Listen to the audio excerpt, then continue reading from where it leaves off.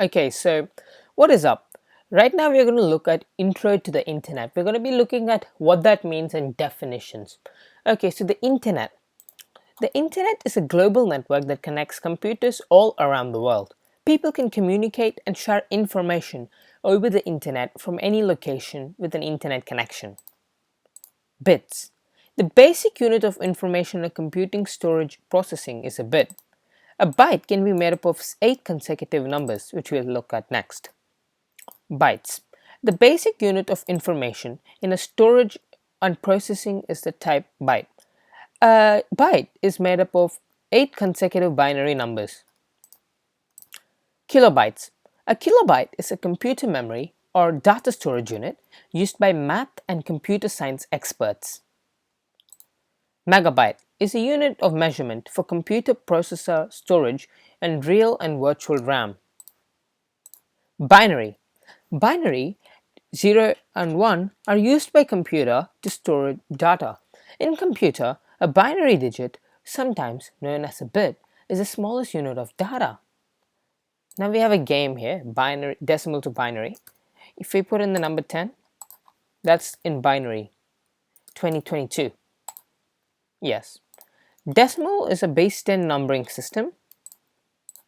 Ethernet is the most common technology used to connect devices in a local area. These are more common in high projectors and still in laptops. Fiber optic cables are cables that can transfer high levels of electricity at really high speed. Wireless. Wireless is an adjective used in networking to denote any network or device that does not require a wired connection. Bandwidth. The maximum piece of data within a given component is called bandwidth. Bandwidth can be a network or data. Analog computers are very complicated as they process, control, and they were computer machines.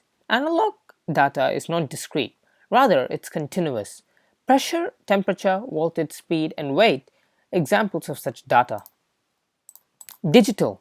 Digital describes electronic technology that generates, stores, and processes data in terms of two states, positive and non-positive. IP. An IP is an abbreviation for Internet Protocol, which is a collection of rules that govern the format of data transferred over the internet to a local network. An IP address is essentially the same thing. It's a series of numbers that identify any device on a network. So you have to be sure that you don't leak your IP address.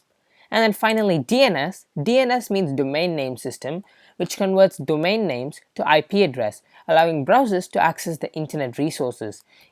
Each device that's connected to the internet has a unique IP address that can be used to locate yourself and others on the internet. So thanks for joining with me on intro of internet. We can look at it, packets and routing next time.